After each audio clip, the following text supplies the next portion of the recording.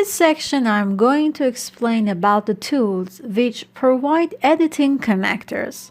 So to do that, just right-click on your component and then select Edit Component. The Insert Edit Component dialog box will be displayed. You can edit or assign pin numbers to a connector. To do that, select the List from Pins area. In the Open dialog box, the list of all pin numbers can be seen. To modify each pin number row, you can select it. On the upper left corner of this dialog box, the tag and pin counts are available.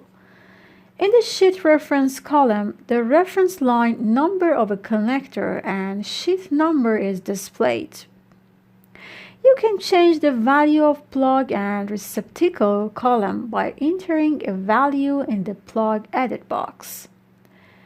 The first description column is the description of a plug and the second one is for receptacle.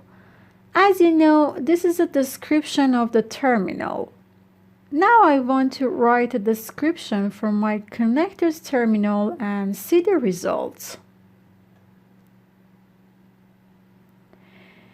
In the Wire Numbers panel, you can see the number of wire which is connected to the terminal, as you see here in the wire number.